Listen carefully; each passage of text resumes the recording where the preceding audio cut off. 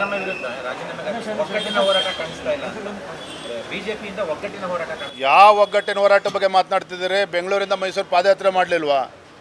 B J P ಎಲ್ಲ ನಾಯಕರು ಒಗ್ಗಟ್ಟಾಗಿ ಬೆಂಗಳೂರಿಂದ ಮೈಸೂರಿಗೆ ಪಾದಯಾತ್ರೆ ಮಾಡಿರ್ತಕ್ಕಂಥ ಪರಿಣಾಮವಾಗಿ ಇವತ್ತು ರಾಜ್ಯಪಾಲರು ಸ್ಯಾಂಕ್ಷನನ್ನು ನೀಡಿರ್ತಕ್ಕಂಥದ್ದು.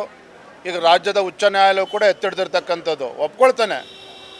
ಕೆಲವು ನಮ್ಮ ಪಕ್ಷದಲ್ಲಿದ್ದಂಥ ನಾಯಕರಿಗೆ ಪಾದಯಾತ್ರೆ ಮಾಡೋ ಮುನ್ನ ಏನು ಪಾದಯಾತ್ರೆ ಮಾಡೋದ್ರಿಂದ ಏನು ಪ್ರಯೋಜನ, ಲಾಜಿಕಲ್ ಎಂಡಿಗೆ ತೆಗೆದುಕೊಂಡು ಹೋಗೋಕ್ಕೆ ಸಾಧ್ಯ ಇದೆಯಾ, ಪಾದಯಾತ್ರೆ ಬಗ್ಗೆ ಲೀಗಲ್ ಬ್ಯಾಟಲ್ ಮಾಡಬೇಕಾಗಿತ್ತು ಅಂತ ಅವ್ರದ್ದೇ ಆದಂಥ ಅಭಿಪ್ರಾಯ ಒಳ್ಳೆಯ ದೃಷ್ಟಿಯಿಂದ ಕೊಟ್ಟಿದ್ದರು.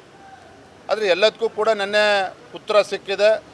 ಇವತ್ತು ನಮ್ಮ ಪಾದಯಾತ್ರೆ ಹೋರಾಟದ ಪರಿಣಾಮವಾಗಿ ಇವತ್ತು ರಾಜ್ಯದ ಮುಖ್ಯಮಂತ್ರಿಗಳಾಗಿರ್ತಕ್ಕಂಥ ಸಿದ್ದರಾಮಯ್ಯನವರು ತಾವೇನು ತಪ್ಪೇ ಮಾಡಿಲ್ಲ ಅಂತೇಳಿ ಬಿಂಬಿಸ್ತಕ್ಕಂಥ ಪ್ರಯತ್ನ ಮಾಡ್ಕೊಂಡು ಬಂದಿದ್ದರು. ನಿನ್ನೆ ತೀರ್ಪು ಸ್ಪಷ್ಟವಾಗಿ ಹೇಳಿದೆ, Prima ಫೇಸಿ case has been made out against the chief minister Siddaramaiah.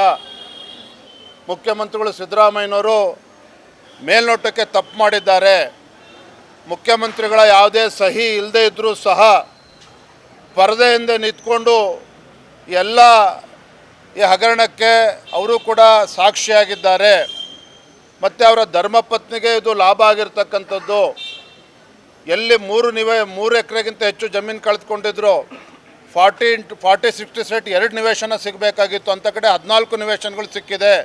ಇದು ಕಾನೂನು ಬಾಹಿರ ಅಂಥೇಳಿ ಸ್ವತಃ ರಾಜ್ಯದ ಉಚ್ಚ ನ್ಯಾಯಾಲಯ ಹೇಳಿದರೂ ಸಹ ತಾನು ಏನೂ ತಪ್ಪು ಮಾಡಿಲ್ಲ ಅಂತೇಳಿ ಬೆಂಬಲಿಸ್ಕೊಳ್ತಾ ಇರ್ತಕ್ಕಂಥದ್ದು ಇದು ಬಂಡತನದ ಪರಮಾವಧಿ.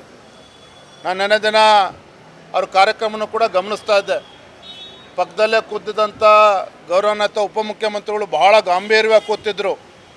ಒಂದು ಕಡೆ ಸಿದ್ದರಾಮಯ್ಯನವ್ರು ಹೇಳ್ತಾರೆ, ಯಾವುದೇ ಕಾರಣಕ್ಕೂ ನಾನು ಮುಖ್ಯಮಂತ್ರಿ ಸ್ಥಾನಕ್ಕೆ ರಾಜೀನಾಮೆ ಕೊಡೋದಿಲ್ಲ ಅಂಥೇಳಿ.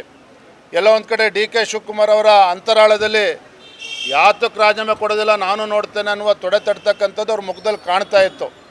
ಹಾಗಾಗಿ ನೀವೇನು ಕೂಡ ಗಾಬರಿ ಮಾಡ್ಕೋಬೇಡಿ. ನಿನ್ನೆಯ ತೀರ್ಪು ಬಂದ ನಂತರದಲ್ಲಿ ಭಾಳಷ್ಟು ರಾಜಕೀಯ ಬೆಳವಣಿಗೆಗಳು ರಾಜ್ಯದಲ್ಲಿ ಆಗೋದಿದೆ.